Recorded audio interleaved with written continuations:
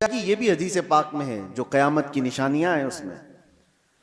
और ये जो हालात हैं, अभी किसी ने एक हदीस भी सोशल मीडिया पर नश्र करके बहुत वायरल किया था, उस पर भी मैं आपसे गुफ्तगू करूं।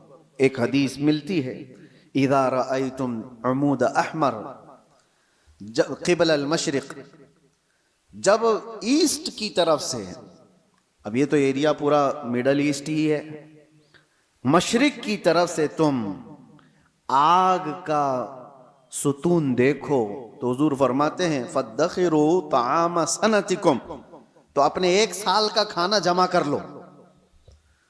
और उसमें हदीस में यह भी कहा गया है, इज़ा रअयतुम उमूद अहमर उमूद नारिन अहमर, ऐसा हदीस के अल्फाज हैं, फी शहरी रमजान।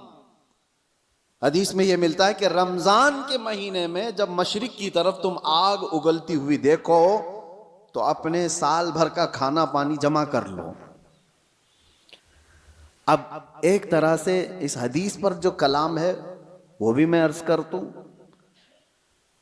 अक्सर आइम्मा इकराम ने इस हदीस को ज़ईफ करार दिया है, और ज़ईफ अहादीस बहुत सारी आमाल में मकबूल होती हैं, लेकिन जिन अइम्मा ने इसको जिक्र किया, अब उसकी तशरीह हम ये नहीं कहते कि जिस आग का और जिस सुतून का जिक्र आया है वो यही जंग के मुतालिक है और यही ईरान से निकलने वाली आग का है, यह हम यकीन के साथ नहीं कहते।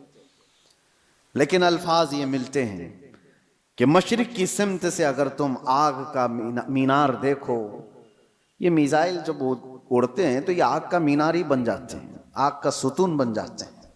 बहरहाल बहुत सारी अलामात ऐसी हैं मेरे अजीजों, जिससे ये अंदाजा तो है कि ये आपस में दुनिया को तबाह करेंगे, ये ताकतें टकराएंगी और दुनिया को तबाह करेंगे। आम लोगों की मौत कसरत से होगी, बड़े लोग अपनी अपनी सिक्योरिटी और अपनी हिफाजत का इंतजाम करके बैठे होंगे। आम इंसानों को मरने के लिए छोड़ दिया जाएगा। जंगों में सबकी तबाही है, कहने को तो अमेरिका कल ऐलान कर देगा कि हम जीत गए। जीत किस बात की है? क्या इंसानों के हजारों कत्ल के बाद कोई जीतता है? इधर भी कत्ल उधर भी कत्ल, और इंसानों की मौत के बाद विनर किसको कहा जाता है? यह तो सिर्फ और सिर्फ अपने नफ्स को बड़ा बनाने का एक जरिया है, बाकी जीत किसी की नहीं होती। जंगों में मरते इधर भी हैं, मरते उधर भी हैं। हाँ, इतना है कि इधर कम मरे उधर ज्यादा मरे, लेकिन मौत तो है। तो ना हक जो लोगों का कत्ल होता है और इंसान इसमें मारे जाते हैं, ये सिर्फ और सिर्फ ताकतों के टकराव से है। मैं आपसे एक बात अर्ज कर रहा हूं, अंदाजा करो कि अगर दुनिया ने तुम्हारे सप्लाई चेन की नस को थोड़ी देर के लिए रोक लिया तो तुम क्या करोगे? एक वक्त वो आएगा जब मुखबिर सादिक सल्लल्लाहु ताला अलैहि वसल्लम ने फरमाया, कहत इतना ज्यादा हो जाएगा कि लोग एक दूसरे का गोश्त खाने की कोशिश करेंगे। कहत साली ऐसी आ जाएगी। सारी कहत साली किसको कहते हैं? कहत।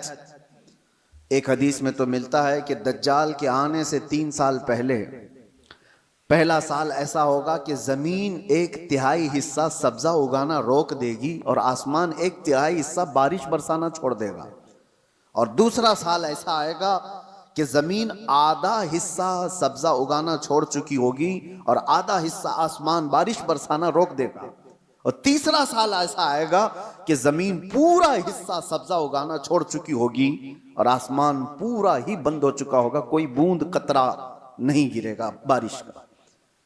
और उस वक्त लोग कहत में ऐसे मुब्तला होंगे कि उनके पास खाने पीने की कोई चीज नहीं रह जाएगी। ये तो दज्जाल के ज़ुहूर से पहले की अलामत बताई गई है। लेकिन कुछ रिवायात में आपके सामने ये भी रखता हूं, जिन चीजों के हम हैबिटेट हैं, आदी हैं, उन चीजों के इस्तेमाल पर अगर रोक लगी